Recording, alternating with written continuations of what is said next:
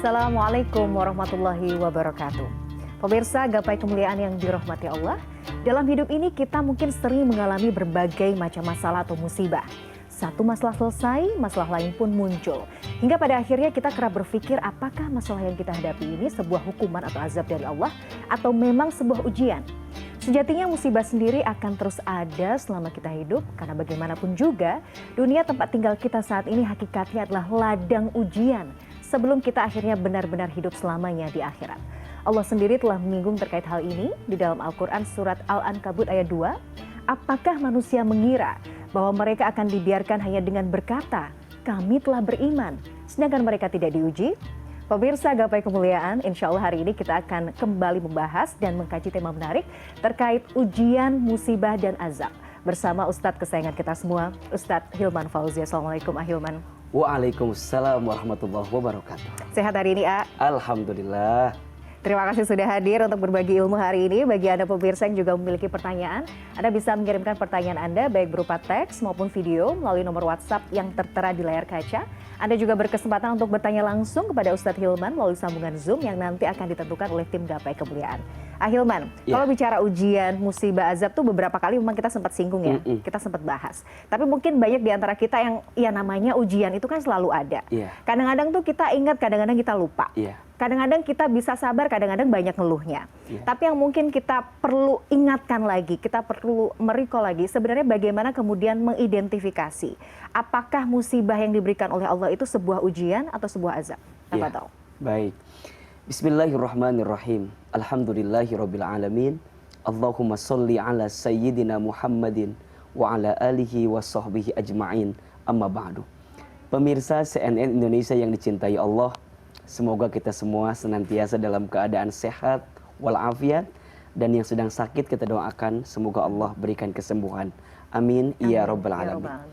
Bamila dan seluruh pemirsa CNN yang dicintai Allah, sebelum kita membahas tentang ujian, musibah, dan azab, rasanya perlu di awal kita ingatkan kembali tentang ciri kehidupan dunia yang kita jalani gitu. Betul. Agar apa? Agar saat kita hidup di dunia ini mampu mengerti gitu. Untuk apa, akan kemana, dan seperti apa kehidupan dunia, sehingga tidak terlalu membuat hati ini gelisah dengan apapun yang datang di dunia ini. Setidaknya ada 4 yang harus kita pahami tentang hakikat kehidupan dunia. Yang pertama, dunia ini waktunya singkat, padat, dan cepat. Betul. Jadi artinya apa yang sedang kita jalani dalam kehidupan ini hakikatnya sangat cepat. Maka kenapa dunia disebut dengan dunia namanya? Karena diambil dari fi'il madhi dana, artinya sementara gitu. Jadi segala apapun yang ada dalam dunia ini itu sementara. Ya, sehat sementara, sakit sementara, kaya sementara, miskin sementara, semua yang datang dalam hidup kita, dunia itu sementara. Yang kedua, dunia itu adalah permainan dan senda gurau. Nah, kalau dibuat dalam syair lagu sering kita dengar tuh, dunia ini panggung sandiwara kan? Yang ada di atas jangan membuat engkau sombong, yang sedang di bawah jangan engkau membuat putus asa. Karena dunia hanyalah roda yang berputar, digulirkan, digilirkan dalam kehidupan kita. Itulah dunia. Nah, masuk yang ketiga, dunia ini adalah tempat musibah. Dunia ini adalah tempat ujian. Selama hidup, maka selama itulah kita akan diuji. Selama hidup, selama itulah kita akan ditimpa dengan musibah. Nah, baru nanti yang keempat, dunia ini adalah tempat ibadah. Wa ma khalaqtul jinna wal insa illa liya'budun, kan gitu. Dan tidaklah aku menciptakan jin dan manusia kecuali mereka untuk beribadah kepadaku.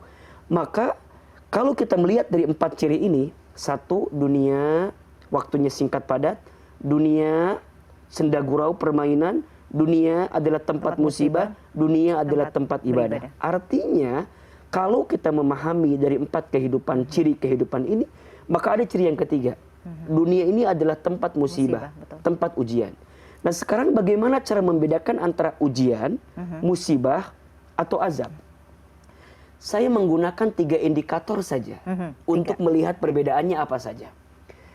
Indikator pertama, kita lihat latar belakangnya. Kenapa Allah menghadirkan ujian, kenapa Allah menghadirkan musibah, dan kenapa Allah menghadirkan azab. Ujian, kira-kira Mbak Mila kalau di sekolah, Mbak Mila dikasih ujian, kira-kira latar belakangnya untuk apa? Naik tingkat. Oke, untuk mengukur kan, untuk mengukur seperti apa pembelajaran kita yang sebelumnya. Dan pantas nggak? Dan kira-kira setelah dikasih ujian itu akan seperti apa? Berarti ujian itu dihadirkan sebagai bentuk apa? Peringatan. Ya. Peringatan yang akan membawa kebaikan untuk kita. Nah, adapun musibah ini datang karena ada sesuatu yang pernah kita lakukan dan boleh jadi melanggar. Maka teguran namanya. Jadi kalau yang pertama tadi bentuknya peringatan, yang kedua bentuknya teguran. Nah, yang ketiga, setelah dikasih musibah yang bentuknya teguran kecil, masih saja dia berpaling dari apa yang diinginkan, maka dikasih hukuman. Maka latar belakangnya beda. Kalau ujian sebagai bentuk peringatan, yang boleh jadi ada kebaikan di dalamnya. Kalau musibah adalah bentuk teguran karena perbuatan yang kamu pernah lakukan kemarin, dan itu mengundang keburukan dalam hidupmu. Dan yang ketiga, hukuman. Karena engkau tidak sadar juga dengan apa yang kau perbuat selama ini. Dilihat dari indikator pertama, maka lihat latar belakangnya. Ujian dihadirkan sebagai peringatan untukmu, musibah dihadirkan sebagai bentuk teguran untukmu, dan azab dihadirkan sebagai bentuk hukuman untukmu. Masih ada dua indikator lagi. Tapi kita harus jeda. Nanti kita bahas. Pemirsa jangan kemana-mana, Gapai Kemuliaan akan kembali setelah yang satu ini.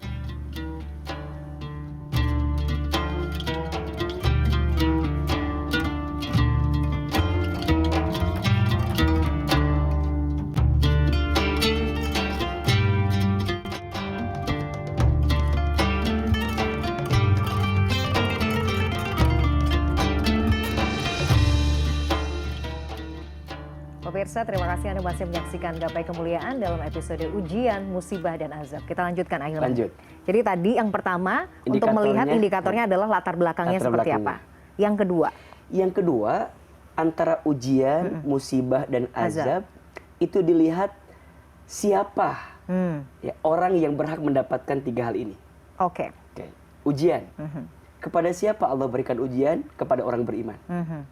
Jadi orang beriman, ketika engkau ingin meyakinkan apakah engkau beriman atau tidak, maka cara Allah mengukurnya adalah dengan diberikan ujian. Termasuk yang tadi Mbak Mila bacakan, surat Al-Ankabut ayat 2 ya. Ayat 2, betul. Apakah engkau mengira engkau mengatakan beriman sedangkan engkau belum diuji oleh Allah Subhanahu wa taala. Maka yang namanya ujian itu diberikan kepada orang beriman. Nah, ada yang kedua, musibah. Musibah itu diberikan yang pertama kepada orang beriman yang mohon maaf boleh jadi mereka lalai atau lupa ya dengan kehidupan yang sedang mereka jalani, sehingga mereka disapa dengan ujian itu ya, yang pada akhirnya karena dia lalai maka diberikanlah teguran, musibah itu ya. Nah, yang kedua diberikan juga kepada orang umum, secara umum gitu ya, walaupun kualitas keimanannya barangkali tidak tinggi gitu, tapi dia adalah bagian daripada hamba Allah yang dia hidup di dunia, maka dia pun akan disapa dengan musibah. Dan yang ketiga, azab. Azab itu diberikan kepada orang yang tidak beriman. Maka saya seringkali menyampaikan, selama di hati ini ada iman, selama di hati ini ada keyakinan kepada Allah, maka apapun yang menimpamu boleh jadi hanya dua. Satu, itu adalah bentuk ujian dari Allah, atau yang kedua itu adalah musibah dari Allah. Karena kalau azab itu diberikan kepada orang yang membangkang dan tidak beriman kepada Allah Subhanahu wa taala. Dan yang ketiga, untuk melihat apakah ini ujian, musibah atau azab, lihat sikap yang dihadirkan. Jadi cara menyikapinya. Cara menyikapinya. Ya. Kalau kita buat dalam satu diversifikasi ya. Jadi hakikatnya dalam hidup kita akan disapa dengan musibah. Jadi musibah itu sesuatu yang menimpa kita, itu namanya musibah. Sesuatu yang datang dari atas kepada yang di bawah, itu namanya musibah. Dan jadi, pas ya. Dan sesuatu yang nggak akan meleset. Sesuatu yang kita tuh berat gitu, berat untuk menerimanya, itu namanya timpaan yang namanya musibah. Nah, musibah itu nanti akan berbuah jadi ujian, akan berbuah jadi musibah yang sesungguhnya, atau nauzubillah jadi azab. Ketika kapan? Ketika musibah itu membuat kita makin dekat dengan Allah, maka berubah dari musibah jadi ujian. Dan ingat, ini sering kita sampaikan, ketika Allah menguji kita dalam hidup, dan selama kita beriman, maka ada 5 janji Allah yang disiapkan untukmu orang beriman yang masih diberikan ujian. Tergantung sikap kita. Jadi kalau dikasih musibah, tambah dekat dengan Allah, tambah ingat ke Allah, tambah yakin ke Allah, maka jadi ujian. Dan dari ujian itu akan berbuah kabar gembira. Apa kabar gembiranya? Ada 5 tadi. Satu, orang yang diuji itu adalah orang yang diakui sebagai orang beriman. 2, orang yang sedang diuji itu orang yang dijanjikan masuk surga. Makanya kalau Mbak Mila ingin melihat seperti apa penghuni surga nantinya, adalah orang yang ketika di dunia banyak diuji, dan dengan ujian itu mereka makin dekat dengan Allah. Yang ketiga, orang yang sedang diuji itu lagi dicintai oleh Allah. Jadi tanda Allah mencintaimu, kata Nabi, salah satunya adalah Allah sapa dirimu dengan ujian. Man yuridillahu bihi khairan yusiba minhu. Barang siapa yang diinginkan kebaikan oleh Allah dalam hidupnya, maka Allah akan berikan musibah kepada dirinya. Dan musibahnya jadi berbuah ujian. Yang keempat, diampuni dosa-dosanya oleh Allah Subhanahu wa taala. Dan yang kelima, diangkat derajatnya oleh Allah Subhanahu wa taala. Jadi kalau kita ditimpa musibah, dan dengan musibah itu membuat kita bisa makin dekat dengan Allah, makin taat ke Allah, maka berubah jadi ujian, yang ujian itu mendatangkan kebaikan. Bedanya ujian di sekolah dengan ujian dalam hidup itu apa sih? Kalau di sekolah dikasih pelajarannya dulu baru ujian. Kalau dalam hidup dikasih ujiannya dulu baru dikasih pelajarannya. Hikmahnya nanti gitu ya. Nah, kira-kira kita sampai nggak, berhasil nggak pada titik itu? Tapi mohon maaf, jika kita diberikan musibah, dan dengan musibah itu tidak membuat kita makin dekat dengan Allah, maka itulah musibah yang sebenarnya. Tidak sabar, ya, membenci keadaan, menghina takdir yang Allah berikan, malah semakin membangkang dari Allah, nauzubillah. Maka itu menjadi musibah yang sebenarnya. Nah, nanti akan berbuah jadi azab. Ketika kapan? Ketika musibah yang menimpamu tidak membuatmu beriman kepada Allah, tidak membuatmu makin dekat ke Allah, dan parah-parahnya membuat orang-orang sekelilingmu malah mendapatkan bagian keburukan yang kamu dapatkan.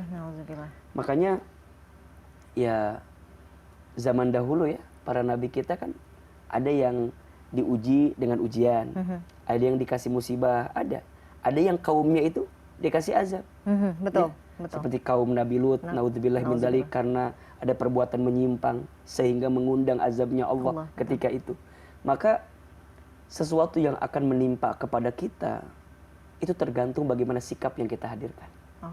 Maka sekarang pemirsa CNN Indonesia yang dicintai Allah, seperti apapun, seberat apapun, sesulit apapun keadaan kita, selama keadaan itu menjadikan kita makin beriman kepada Allah, maka sambutlah itu sebagai bentuk ujian yang Allah berikan kepada kita. Karena kata Nabi begini, Mbak Mila, inna idzomal jazai ma'a idzomil balai. Sesungguhnya besarnya pahala itu tergantung besarnya ujian. Berarti makin berat ujiannya, makin besar pahalanya. Wa innallaha idza ahabba qauman ibtalahum. Dan sesungguhnya Allah, apabila Allah sedang mencintai suatu kaum, apabila Allah sedang mencintai seorang hamba, ibtalahum, maka Allah segerakan ujian kepada mereka. Jadi dari musibah itu berbuah jadi ujian, jadi bala gitu. Nah, ujian itu yang dilihat apa? Bukan ujiannya. Ayyukum ahsanu amala. Siapa yang paling baik sikapnya dengan ujian itu? Meresponnya. Analoginya begini. Kalau ada orang yang ikut ujian, hasilnya tidak lulus, kira-kira yang salah soalnya atau jawabannya? Jawabannya sudah pasti. Pasti jawabannya. Nah, sama ketika kita diuji dengan berbagai ujian yang datang, dan kita tidak menemukan kebaikan daripada ujian itu, jangan salahkan ujiannya. Salahkan bagaimana sikap kita menghadapi ujian tersebut. Maka nanti sikapnya apa? Faman radiya falahur ridha, wa man sakhita falahu sukhtu. Barang siapa yang ridha dengan segala ketentuan yang Allah berinya, maka Allah akan ridha kepadanya. Dan barang siapa yang marah, yang murka, artinya bukan hanya nggak nerima ya, tapi dia nggak sabar, tapi dia nggak tambah dekat ke Allah, mungkin malah menyalahkan keadaan dan bahkan berpaling dari Allah, nauzubillah. boleh jadi disitulah ada kemurkaan dari Allah Subhanahu Wa Taala. Maka sekarang tinggal kita melihat apakah segala kesulitan yang sedang menimpa kita. Karena kan yang namanya hidup nggak bisa lepas dari masalah ya. Betul. Pasti ada. Selama kita masih hidup Selama ya. hidup pasti ada masalah. Pertanyaannya adalah dengan rentetan masalah yang kita miliki hari ini, makin dekat ke Allah atau makin jauh dari Allah. Kalau makin dekat ke Allah, ujian. Kalau makin jauh dari Allah, itu musibah yang sebenarnya. Betul. Dan ketika engkau berpaling dari Allah, maka boleh jadi engkau mengundang datangnya azab dari Allah Subhanahu Wa Taala. Tinggal pilihannya ada di kita sekarang. Iya, pilihannya banyak itu tadi ya. Kalau kita mau menjadikannya sebagai ujian, ada bonus 5 poin yang Masya tadi Allah. yang Allah sudah janjikan ya Ahilman ya. Betul. Tinggal kita pilih aja. Cuman memang betul ya, yang namanya menghadapi ujian Iya. atau menghadapi musibah itu kan mental kita juga harus siap. Betul. Bagaimana kemudian kita menyiapkan mental itu? Apa yang harus dilakukan Ahilman? Saya baca salah satunya misalnya Allah juga menyampaikan dalam Al-Quran kalau kita mendapatkan ujian atau musibah, salah satunya dengan baca tarji ya. Innalillahi wa Wah, inna ini ilaihi raji'un. betul. Yang lain-lain yang kita juga perlu siapkan ketika nanti kita, ya namanya kita belajar ya. Iya. Tapi gimana supaya nanti kita juga bisa lulus lah, jadi siswa yang terbaik lah insya Allah, Iya. Ahilman, menghadapi ujian ini. Kalau saya ingin lebih menyentuh terhadap bagaimana sikap hati ya dalam Sikap menerima hati, ujian oke. tersebut, dalam menerima musibah tersebut. Karena yang membuat kita sering terjebak pada sikap yang tidak baik itu karena hatinya. Iya, betul. Maka kalau disimpulkan, apa sikap hati yang terbaik ketika kita menghadapi kesulitan dalam hidup? Saya menyebutnya ada 3M, protokol keimanan. Oh, Masya Allah ya. Kan biasanya protokol kesehatan Iya. ya. Ini Protokol 3M keimanan. protokol keimanan yang bisa kita Ini hadirkan. perlu dicatat ya. Iya, untuk menghadapi kesulitan. Betul. Nah, M yang pertama adalah menerima. Oke. Ridho dulu deh. Terima dulu apapun yang Allah beri dalam kehidupan kita. Walaupun mungkin di awal-awal akan agak shock ya, pasti ya biasanya. Akan shock, akan kok ini kejadian ya Betul. sama saya. Nah, gimana Tapi butuh caranya waktu. bisa nerima? Husnuzon Husnuzon. Oke. kepada Allah. Allah tidak mungkin mengizinkan sesuatu terjadi dalam kehidupan kita. Melainkan Allah sedang menyiapkan banyak kebaikan untuk kita. Itu yang selalu kita tanamkan dalam pikiran ini. Kita pastikan dalam hati ini bahwa apapun yang terjadi, ini semua dari Allah. Walaupun mohon maaf ya, dalam Al-Quran disebutkan, وَمَا أَصَابَكَ مِنْ حَسَنَةٍ فَمِنَ وَمَا أَصَابَكَ مِنْ سَيِّئَةٍ فَمِنْ نَفْسِكَ. Dan apa-apa yang baik yang menimpamu, Datang itu dari Allah. mutlak dari Allah. Tapi apa-apa yang buruk yang menimpamu, hakikatnya itu diundang oleh perbuatan dirimu. Gitu. Nah, tetapi yang harus kita pikirkan adalah, kalaupun ini adalah teguran, kalaupun ini adalah peringatan dari Allah, berarti kan Allah punya maksud baik gitu loh, dengan Iya. apapun yang didatangkan dalam diri kita. Maka yang pertama sikapnya menerima. Toh kalau kita nggak nerima juga udah terjadi Udah gitu. kejadian. Mau ngapain lagi kan? Mau ngapain kan? Tidak sedikit di antara kita yang marah, yang mencerca keadaan gitu. Yang menghina ketentuan yang Allah beri gitu. Seakan-akan kalimatnya mohon izin ya. Seakan-akan kita tuh nggak ngerti bahwa Allah lebih ngerti tentang kita gitu loh. Iya. Iya kan? Maka dalam surat Al-Baqarah ayat 216 Allah sampaikan, Iya. dan boleh jadi engkau membenci sesuatu padahal itu baik bagimu, dan boleh jadi engkau mencintai sesuatu padahal itu buruk bagimu. Allah Maha tahu, sedangkan kamu tidak tahu. Maka sikap pertamanya adalah menerima, ridho, karena Allah lebih tahu apa yang terjadi dengan diri kita. Baru nanti yang kedua, menyadari. Ada 3 sadar yang perlu kita hadirkan. 3 sadar. 1, sadar dosa. Oke. Nah, itu sih harus. Jadi kalau kita ditimpa dengan Senantiasa. kesulitan dalam hidup dunia, sadar dosa. Karena wama asobakum mim musibatin fabima kasabat aidikum wa ya'fu an katsir. Dan apa-apa musibah yang menimpamu itu disebut oleh tangan perbuatanmu juga. Dan Allah sedang mengampuni dosa-dosamu. Jadi sadar dosa lah. Kalau kita udah sadar dosa, Allah nguji kita, oh berarti di saat itu sebentar lagi Allah sedang menghapuskan dosa-dosa kita. Betul, betul. Yang kedua, sadar diri. Diri, maksudnya gimana? Kita ini lemah. Kita ini hamba Allah. Kita ini tidak punya kekuatan. Kecuali siapa yang memberikannya? Allah. Berarti kalau Allah ngasih musibah sama dirimu, Allah tuh pengen ngasih tahu, kamu tuh makhluk yang lemah. Berarti kamu tuh butuh Allah. Jangan sombong, kira-kira gitu. Ya misalnya mohon maaf ya, kemarin kita diuji dengan COVID-19. Itu kan mengajarkan tentang arti kehidupan. Betul. Ternyata dengan satu virus yang nggak kelihatan, yang tak nampak itu tak bisa merubah tatanan kehidupan kita. Ini mengingatkan kepada kita, jangan sombong, artinya apa? Sadar diri. Nah yang ketiga, sadar apa? Sadar mati. Aduh, ini yang kan? Ini harus ditanamkan dalam diri. Ini kita nggak hidup selamanya. Ini bukan akhir dari kehidupan kita. Ini hanyalah fase daripada kehidupan yang sedang kita jalani. Masya Allah. So baru 2M ya? Sudah 2M. M yang pertama menerima. Oh iya betul. M yang kedua, yang 3 tadi sadar. Menyadari, maksudnya. Sadar dosa. Sadar diri dan sadar mati. Nah Ahilman, yang ketiga itu nanti kita sambung di segmen berikutnya karena kita harus jeda. Pemirsa jangan kemana-mana. Gapai Kemuliaan masih akan kembali sesaat lagi.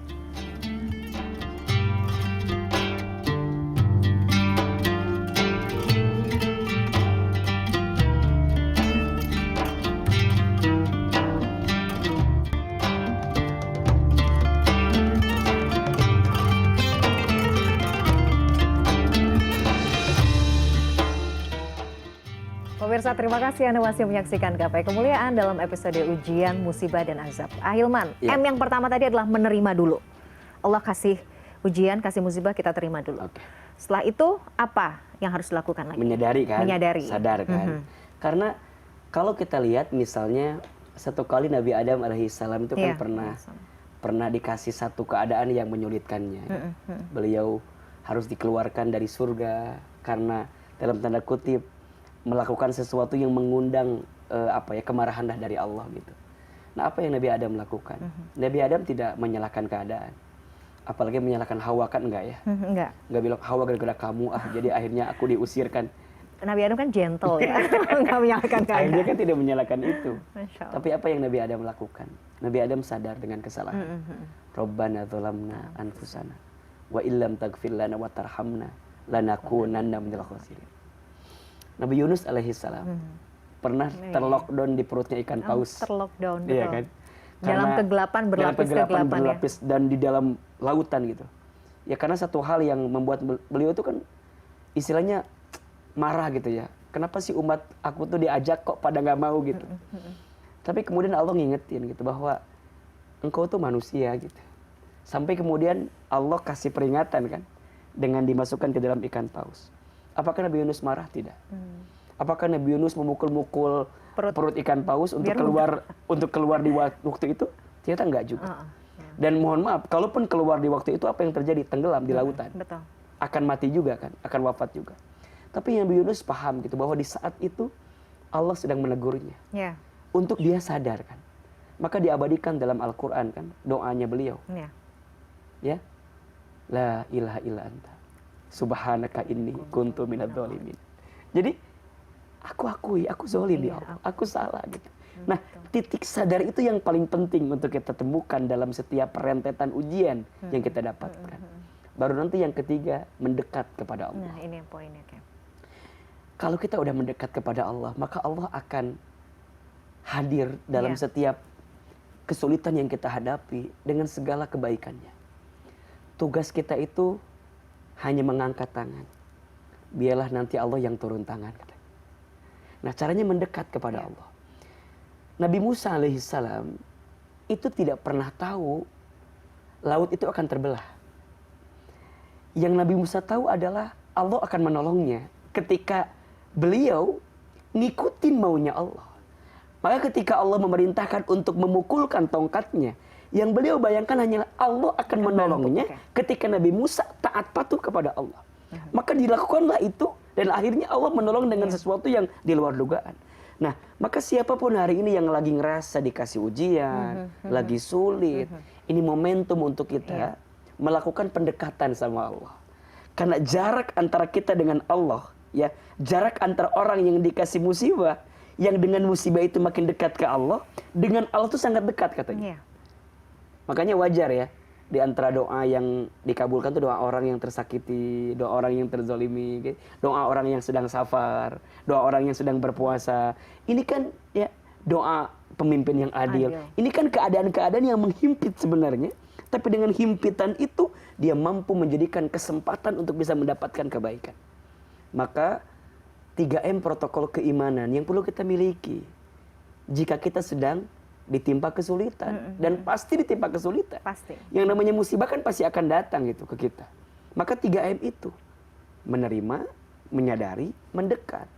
Tinggal nanti buahnya.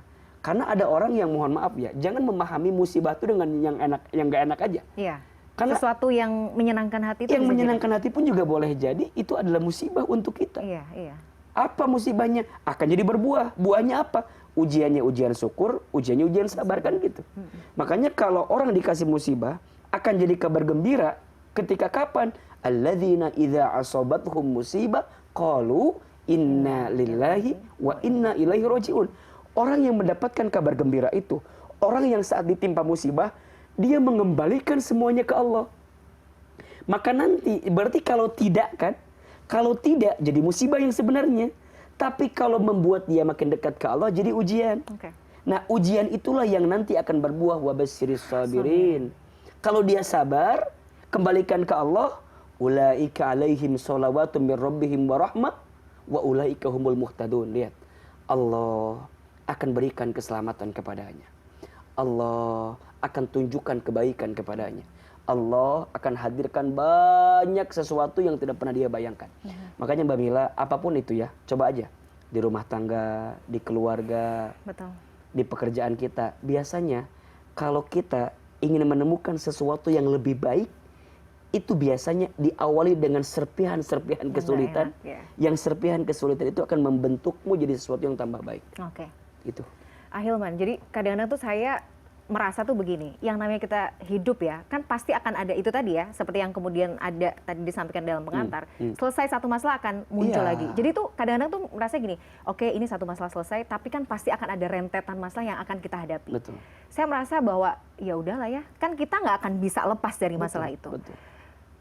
Berdoanya bukan ya Allah hilangkan masalah itu, tidak, tapi ketika nanti misalnya saya mungkin dapat ujian atau dapat musibah, semoga Allah kuatkan. Ya kita boleh ya minta kekuatan dari Allah, boleh, boleh banget. Supaya tenang, memang harus. Supaya ya karena mau ke siapa lagi gitu. Iya, makanya Allah tuh ngasih kita masalah biar kita sadar kamu tuh manusia biasa. Iya, betul. Kamu butuh sandaran terbaik. Siapa? Ya Allah gitu. Itu Masya Allah deh. Jadi intinya bahwa yang penting adalah ketika musibah tadi mendekatkan kita ke Allah, jadi ujian. Jadi ujian ya. Kalau kemudian jauh, menjauhkan, jadi musibah yang sebenarnya. Aduh, Masya Allah. Kalau berpaling, nauzubillah, mengundang azab Allah. Satu terakhir lagi, Ahilman, istidraj. Boleh berikan penjelasan yang singkat, Ahilman? Iya, istidraj itu satu keadaan yang seolah-olah engkau anggap itu membahagiakanmu dalam urusan dunia, tapi malah menjauhkanmu dari Allah Subhanahu Wa Taala. Itu istidraj. Makanya kata guru saya, kalau kamu mau tahu apakah Allah sedang berpaling darimu, itu seperti apa? Ternyata jawabannya adalah ketika engkau disibukkan dengan urusan duniamu, tapi tidak membuatmu makin dekat sama Allah. Jadi Allah kasih kamu harta, Allah kasih kamu jabatan, kamu makin terkenal, makin populer gitu. Ya pokoknya enak lah dunianya. Tapi tanpa disadari kok kamu makin jauh dari Allah. Justru disitulah Allah sedang berpaling darimu. Dan disitulah istidraj. Nanti ujungnya, jadi seakan-akan kamu diangkat, tapi ini kayak balon kosong gitu. Kamu diangkat, jadi kalau habis semuanya. Runtuh semuanya. Maka kita diingatkan, jangan tertipu dengan apa yang hari ini kita dapatkan. Karena ketika engkau dimuliakan dalam urusan dunia, belum tentu engkau mulia di pandangan Allah. Dan ketika engkau dihinakan dalam urusan dunia, belum tentu engkau pun hina di hadapan Allah. Kuncinya adalah apapun keadaannya, yang bisa mendekatkanmu dengan Allah, itulah kebaikan dan kemuliaan dalam hidup. Kalau dikasih harta tambah dekat ke Allah, mulia. Kalau lagi susah tapi tambah dekat ke Allah, boleh jadi itu lebih mulia daripada diberikan banyak hal, tapi malah jauh dari Allah Subhanahu Wa Taala. Aduh, ini menarik sekali. Rasanya pengen lanjut lagi, tapi waktunya terbatas. Terima kasih ilmunya Hilman ini pasti insya Allah bermanfaat juga bagi Amin. kami. Terima kasih sekali lagi pemirsa. Usai sudah perjumpaan kita hari ini dalam program Gapai Kemuliaan. Semoga tausiah kali ini bisa menambah khazanah ilmu agama kita, menjadikannya bermanfaat, dan yang paling penting adalah menambah ketaatan kita kepada Allah Azza wa Jalla. Amin ya rabbal alamin. Saya Meladia Rahma dan juga Ustadz Hilman Fauzi pamit. Terima kasih atas perhatian Anda. Insya Allah kita akan jumpa kembali pada episode berikutnya. Wabillahi taufiq wal hidayah. Wassalamualaikum warahmatullahi wabarakatuh. Waalaikumsalam. Terima kasih.